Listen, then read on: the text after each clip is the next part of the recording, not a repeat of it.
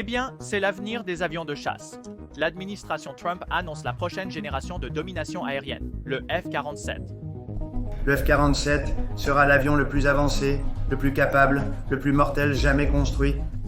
Les ennemis de l'Amérique ne le verront jamais venir. Espérons ne pas avoir à l'utiliser ainsi, mais c'est nécessaire. Si cela arrive un jour, ils seront pris par surprise. Quelque part au-dessus de l'immensité désertique du Nevada, une ombre file dans le ciel. Silencieux, invisible et mortel.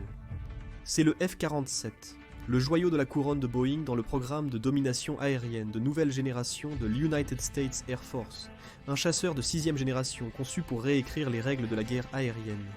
Annoncé le 21 mars 2025, comme le gagnant d'un contrat d'ingénierie et de développement de 20 milliards de dollars, le F-47 n'est pas seulement un avion, c'est un système d'armes formé pour un monde où des adversaires presque égaux comme la Chine et la Russie comblent l'écart à un rythme alarmant. De ses caractéristiques solaires furtives à ses moteurs à poussée variable, en passant par sa métallurgie avancée, ses matériaux absorbant les radars, ses capacités de guerre électronique, ses systèmes de combat en réseau, et son intégration sans faille. Avec des ailiers sans pilote, le F-47 promet de dominer les cieux. Mais que sait-on vraiment de cette bête ? Et quand prendra-t-elle son envol ? Levons le voile sur les secrets et les spéculations. La furtivité du F-47 n'est pas seulement une évolution du F-22, c'est une révolution. Les chasseurs de 5e génération ont misé sur leur forme et revêtement absorbant, les radars, pour réduire leur signature radar. Mais le F-47 l'amène à un autre niveau, nommé furtivité à large spectre. Il ne s'agit pas seulement d'éviter les radars en bande X, il s'agit de disparaître à travers le spectre électromagnétique. Basse fréquence, very high frequency infrarouge, et même signatures acoustiques. Pensez-y comme à un fantôme qui ne se cache pas seulement du radar, mais qui dépasse tous les capteurs qu'un ennemi pourrait lui lancer. Des murmures dans les cercles de défense suggèrent que le F-47 utilise des métamatériaux, des composites exotiques, qui courbent les ondes électromagnétiques autour de la structure, plutôt que de les disperser. Ce design sans queue à ailes fusionnées, suggéré dans l'artwork de Boeing, élimine les stabilisateurs verticaux qui dispersent les ondes radar sur le côté, une faiblesse du profil de furtivité en nœud papillon du F-22. Ajoutez à cela un camouflage actif pour la suppression infrarouge. Pensez à la technologie de masquage thermique qui prend le panache d'échappement du jet et le fait disparaître des thermoscopes. Vous avez un avion qui est aussi proche de l'invisibilité que la physique le permet. Face aux défenses aériennes en réseau de la Chine ou au système S-500 de la Russie, cela pourrait être l'avantage qui maintient les pilotes américains en vie dans des cieux contestés. Sous la peau élégante du F-47 se cache un cœur battant qui est pure science-fiction, un moteur à cycle adaptatif. Développé dans le cadre du programme de système de propulsion adaptative de nouvelle génération par Pratt & Whitney et General Electric, ces centrales électriques sont un véritable tournant. Contrairement aux moteurs à réaction traditionnels optimisés pour un seul régime de vol, les moteurs du F-47 changent de vitesse en temps réel, équilibrant les sprints à haute poussée avec des modes de vol stationnaires économes en carburant. Imaginez un super cruise, un vol supersonique soutenu sans post-combustion, étiré sur de vastes distances du Pacifique, puis une soudaine explosion de puissance pour échapper à un missile hypersonique. La promesse ici est que la technologie offre non seulement de la vitesse, mais aussi de la flexibilité. Les ratios de dérivation variables signifient que le moteur peut aspirer de l'air pour l'efficacité à des vitesses subsoniques, ou le canaliser pour une poussée brute lorsque le pilote a besoin de percer à travers des bulles d'anti-accès, ou de déni aérien. Cette adaptabilité est essentielle dans l'Indo-Pacifique, où le F-47 est conçu pour opérer, couvrant des milliers de kilomètres, sans camions-citernes vulnérables. Les spéculations indiquent une poussée supérieure à 50 000 livres, éclipsant le moteur de 35 000 livres du F-22. Le F-47 a les jambes et la force pour dominer les vastes champs de bataille. Ces moteurs ne fonctionnent pas seulement à chaud, ils fonctionnent à la pointe de la science des matériaux. Les centrales électriques du F-47 utilisent une métallurgie spécialisée résistante aux températures et contraintes extrêmes qui détruiraient des alliages de moindre qualité. Nous parlons de pales de turbines monocristallines, cultivées comme des pierres précieuses dans un laboratoire, imprégnées d'éléments rares comme le rhénium et l'yttrium. Ces lames résistent à une chaleur qui transformerait l'acier en scorie, permettant au moteur de pousser une poussée plus élevée sans se consumer. Cette technologie est des décennies en avance sur le vanté J-20 chinois, dont les moteurs non seulement manquent de puissance, mais sont trahis par des pales de turbines qui agissent comme des réflecteurs radars clignotants, permettant à des prédateurs comme le F-47 de viser le cœur. Il y a ensuite le système d'échappement du F-47, qui serait composé de composites de matrice céramique, qui résistent sans problème à des flux d'échappement de 3000 degrés Fahrenheit. Ces matériaux, plus légers et résistants que le titane classique, allègent l'appareil tout en offrant une durabilité remarquable, indispensable pour un jet devant voler plus loin et combattre plus intensément que ses prédécesseurs. Ce n'est pas seulement de l'ingénierie, c'est presque de l'alchimie, et cela permet au moteur du F-47 de fournir cette poussée variable, sans se désintégrer en plein vol. Mais la furtivité ne concerne pas seulement la forme, elle concerne aussi la composition du F-47. Des matériaux absorbant les radars sont intégrés dans chaque centimètre de cet oiseau, de la peau à la structure interne. Les jours où l'on appliquait des revêtements fragiles qui se détachent sous la pluie sont révolus. Le matériau absorbant les radars du F-47 est structurel, intégré dans des panneaux composites, qui font à la fois office d'armure et d'éponge à signaux. Pensez aux nanotubes de carbone et aux polymères à base de graphène qui absorbent les ondes radar comme un trou noir, les convertissant en chaleur au lieu de les renvoyer dans le récepteur d'un ennemi. On suppose que ces matériaux vont au-delà du radar. Certains murmurent à propos d'un matériau absorbant le radar multispectre qui atténue les émissions infrarouges et même de fréquences radio. Si c'est vrai, le F-47 pourrait brouiller l'ensemble des capteurs d'un ennemi tout en restant hors de leur portée. Ce n'est pas théorique. Boeing teste ce matériel en secret depuis des années, et le F-47 est le résultat. Un jet qui ne se cache pas seulement, mais qui s'efface activement de l'espace de bataille. Le F-47 n'est pas seulement un combattant furtif, c'est une centrale de guerre électronique. Les jets de 5e génération, comme le F-35, ont apporté la fusion des capteurs à la table. Mais le F-47 le pousse à l'extrême, avec un ensemble de guerre électronique, qui est à la fois une arme et un bouclier. Imaginez ceci, un radar à balayage électronique actif qui ne se contente pas de détecter, mais qui grille les électroniques ennemies avec des faisceaux d'énergie concentrés. Ajoutez à cela des brouilleurs de haute puissance qui peuvent aveugler les systèmes de guidage de missiles ou tromper des réseaux de radars entiers, et vous obtenez un jet qui ne se contente pas de combattre, il dicte les conditions d'engagement. Les armes à énergie directe, laser ou micro-ondes vont probablement être intégrées à l'arsenal du F-47, capable de zapper les drones ou les missiles entrants en plein vol. Ce n'est pas de la science-fiction. C'est l'étape logique suivante dans la guerre électronique, et les moteurs adaptatifs du F-47 lui fournissent l'énergie nécessaire pour alimenter tout cela.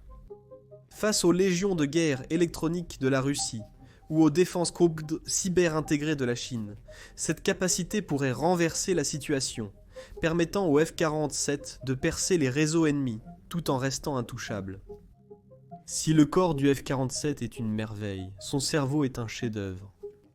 Ce jet n'est pas juste un loup solitaire, c'est le centre nerveux d'une famille de systèmes en réseau. Construit autour d'un nuage de combat, le F-47 utilise les données des satellites, des Airborne Warning and Control Systems, des stations au sol et de ses propres capteurs pour obtenir une image en temps réel de l'espace de bataille. L'intelligence artificielle traite ce flot d'informations, priorise les cibles et fournit aux pilotes une vue virtuelle à 360 degrés grâce à un affichage monté sur le casque qui fait paraître les cockpits à l'ancienne comme des antiquités. L'architecture de système ouvert du F-47 signifie qu'il peut communiquer avec n'importe quoi. F-35, B-20 et un Raider, même les navires de la marine, partageant des données ciblées plus rapidement que l'ennemi ne peut cligner des yeux. Les spéculations pointent vers la technologie de communication quantique pour des liens imbrouillables, garantissant que le jet reste toujours connecté, même dans des environnements de guerre électronique hostiles. Ce n'est pas seulement une conscience situationnelle, c'est une dominance sensorielle permettant au F-47 d'orchestrer le chaos organisationnel tout en restant une longueur d'avance.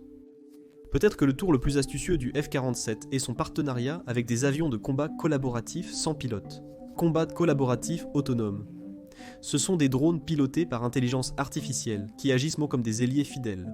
Imaginez un escadron de XQ-58 Valkyrie ou des IFQ-44 d'Anduril volant à côté, contrôlés par le pilote du F-47 ou fonctionnant de manière semi-autonome. Ces drones iront en éclaireur, brouilleront les radars, lanceront des missiles, ou joueront le rôle de leurre, multipliant la recherche du F-47, sans risquer une vie humaine. Dans le combat aérien, cette équipe est un multiplicateur de force. Le F-47 pourrait rester en retrait, dissimulé par le furtivité, pendant que ces avions de combat collaboratifs engagent des combattants ennemis avec des missiles hors de portée visuelle, ou attirent le feu pour exploiter les faiblesses de l'ennemi. Sans pilote humain, les drones de Loyal Wingman peuvent effectuer des super manœuvres, 10, 15, peut-être même 20 virages G, qui rendraient un pilote humain incapacité ou même mort. Esquiver les missiles entrants ou tourner à l'intérieur d'un boguet agressif est facile lorsque vous n'êtes pas humain. Ah. Les fidèles ailiers du F-47 seront difficiles à tuer et impossibles à secouer, pour tout adversaire assez malheureux pour trébucher dans cette tempête de drones ou pour chercher querelle à un F-47. L'armée de l'air souhaite 1000 avions de combat collaboratifs pour s'associer à 200 F-47 et 300 F-35. Un essaim qui pourrait submerger même les meilleures défenses. C'est un changement radical des combats aériens, à la guerre en réseau, et le F-47 est le quarterback qui donne les instructions. Donc quand est-ce que cet engin décolle ? L'armée de l'air vise une capacité opérationnelle initiale d'ici 2030. C'est un rythme effréné, alimenté par l'ingénierie numérique et des années de tests secrets sur des avions X. Boeing a déjà fait voler des démonstrateurs. Des centaines d'heures, disent-ils, prouvant que la technologie n'est pas un rêve irréalisable. La phase Engineering and Manufacturing Development de 20 milliards de dollars produira des avions de test à la fin des années 2020, avec des options de production à faible taux intégrées dans le contrat. La production à plein régime commencerait au début des années 2030, remplaçant la flotte de F-22, à la moitié de la décennie. Mais les calendriers dérapent, comme le montre la naissance difficile du F-35. Les dépassements de coûts estimés à 300 millions par jet, les bugs d'intégration de l'intelligence artificielle ou les chocs géopolitiques pourraient repousser le début des opérations à 2032 ou même au-delà. Les propres prototypes de 6e génération de la Chine, dévoilés en décembre 2024, ajoutent car de l'urgence. Mais faire entrer le F-47 en existence, sa grande complexité pourrait s'avérer être son premier pire ennemi. Néanmoins, l'armée de l'air mise gros, avec 2,75 milliards en année fiscale 2025 et des fonds de R&D pour maintenir l'élan. Le F-47 n'est pas seulement un chasseur, c'est une déclaration, un avion destiné à être le dernier mot en combat aérien pour les 3 prochaines décennies. Sa furtivité, ses moteurs à poussée variable, sa métallurgie avancée, sa maîtrise de la guerre électronique et ses ailiers sans pilote le marquent comme le premier véritable oiseau de guerre de 6e génération.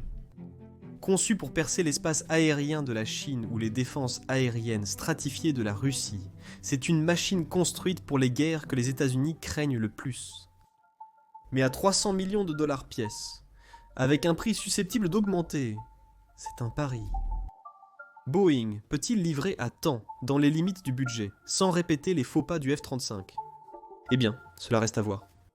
La furtivité du F-47 est un rideau d'obscurité, à large spectre, disparaissant du radar, de l'infrarouge et même des capteurs acoustiques. Pensez aux métamatériaux qui courbent les ondes autour d'un cadre sans queue, associés à un échappement masquant la chaleur. Ces moteurs à poussée variable, des bêtes à cycle adaptatif qui délivrent plus de 50 000 livres, passent d'une super croisière économe en carburant à des sprints esquivant les missiles. Parfait, une fois de plus, pour un théâtre d'opération dans le Pacifique. Une métallurgie spécialisée, des aubes de turbines en cristal unique et des composites d'échappement en céramique maintiennent les moteurs rugissant dans une chaleur infernale, tandis que les matériaux absorbant les radars tissés dans la peau avalent les signaux de recherche en entier. Le F-47 est un brouilleur volant en matière de guerre électronique, avec des radars agences spatiales européennes capables de griller des circuits et des lasers supposés pour abattre les missiles entrants. Crucial est sa capacité à se connecter à un nuage de combat, piloté par l'intelligence artificielle liée quantiquement, ce qui en fait un cerveau de champ de bataille, dirigeant tout, des F-35 aux navires de guerre de la marine. Ajoutez des ailiers sans pilote, des avions de combat collaboratifs comme le XQ-58, c'est un essaim à un seul jet, déjouant les ennemis dans des bagarres aériennes. Mais 2030 est encore loin, bien que 2032 soit la date la plus probable, si des coups ou des problèmes surviennent.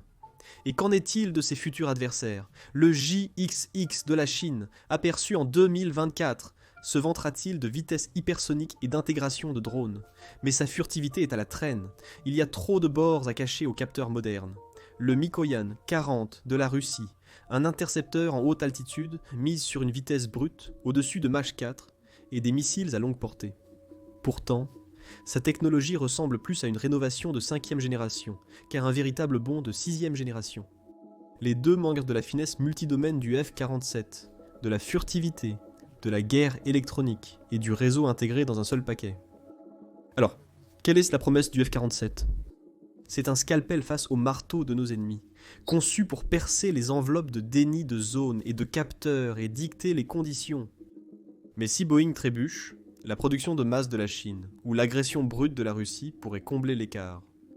Dans ce jeu de poker aérien, le F-47 est l'as de l'Amérique, à moins que la maison ne relève le bluff. Au crépuscule du Nevada, cette ombre vole toujours. Une promesse et un avertissement. Le F-47 arrive, et quand il sera là, il y aura un nouveau shérif en ville. YouTube vient de faire une annonce stupéfiante. Il paie les créateurs 64 millions de dollars par jour. Pourquoi? Parce que YouTube manque de créateurs en ce moment. C'est pourquoi vous voyez des vidéos sur votre page d'accueil qui ont moins de 1000 vues comme celle-ci. Bien entendu, cela ne veut pas dire que tout le monde devrait se lancer dans le streaming.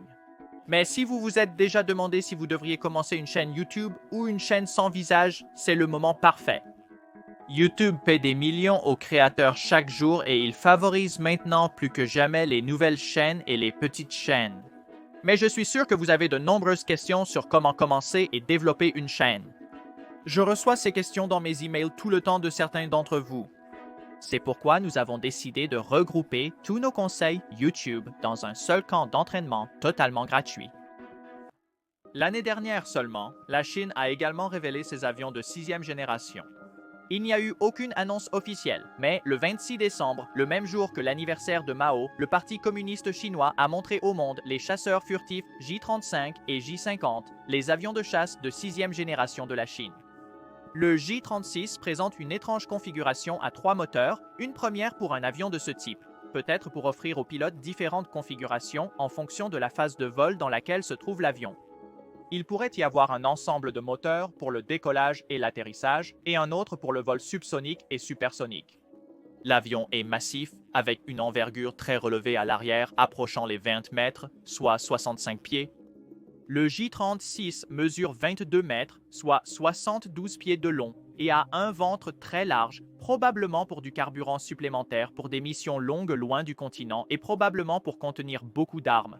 La soute à armes semble mesurer 6 mètres, soit 19 pieds de long, assez grande pour contenir un nouveau missile à longue portée pied long, 17. L'avion est contrôlé par ce qui semble être 6 aérofreins combinés sur le bord de fuite près de la pointe de l'aile. Nous ne savons pas quelle serait la mission potentielle du nouveau jet, mais en regardant les ailes massives et la capacité, on peut dire en toute sécurité qu'il est destiné à des endroits éloignés, et le J-6 veut y arriver rapidement. L'autre nouvel avion à réaction, présenté le 26e, ressemblait beaucoup plus à un avion de chasse futuriste qu'au J-36 d'un autre monde, surnommé le J-50 en ligne. Le second vol d'essai a eu lieu au-dessus de Shenyang quelques heures après le vol du J-36. Présentant une étrange configuration d'aile lambda et 2 moteurs, le J-50 a été suivi par le Shenyang J-16.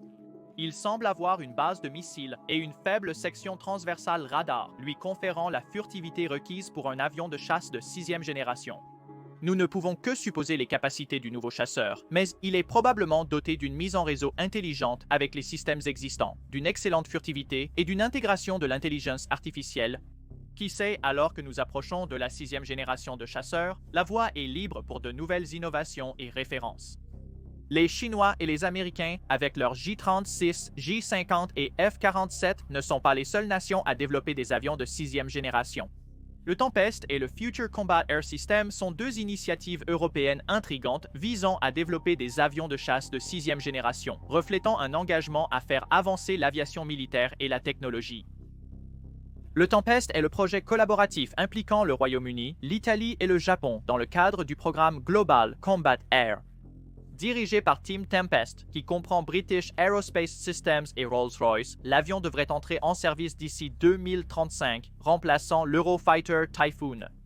Le Tempest devrait inclure de nombreuses fonctionnalités définissant le chasseur de 6e génération, avec des capacités de furtivité avancées, d'adaptabilité et d'interprétabilité au cœur de sa conception. Le Tempest met l'accent sur une grande envergure pour améliorer l'aérodynamique et intègre des technologies de pointe telles que l'intelligence artificielle, la fusion des capteurs et la capacité de fonctionner aux côtés de systèmes sans pilote. Ce projet devrait générer des emplois hautement qualifiés dans les pays partenaires et améliorer leur capacité de défense. Le Future Combat Air System, F-Combat Air System, est un partenariat entre l'Allemagne, la France, la Grande-Bretagne, l'Italie, la Suède et l'Espagne pour développer leur prochain système de combat aérien. Avec pour objectif de remplacer les plateformes existantes, y compris le Dassault Rafale, l'Eurofighter Typhoon et le Tornado panaméen, le F-Combat Air System devrait être entièrement déployé d'ici 2040. Il s'agit des systèmes d'armes de nouvelle génération permettant à un avion de chasse piloté de collaborer avec des composants non pilotés, appelés porteurs à distance, facilitant l'interaction entre éléments pilotés et non pilotés. Un autre élément intégral du système de combat aérien futur est le cloud de combat aérien, conçu pour garantir le partage d'informations en temps réel entre tous les alliés dans l'espace de bataille, améliorant la conscience situationnelle et la prise de décision rapide.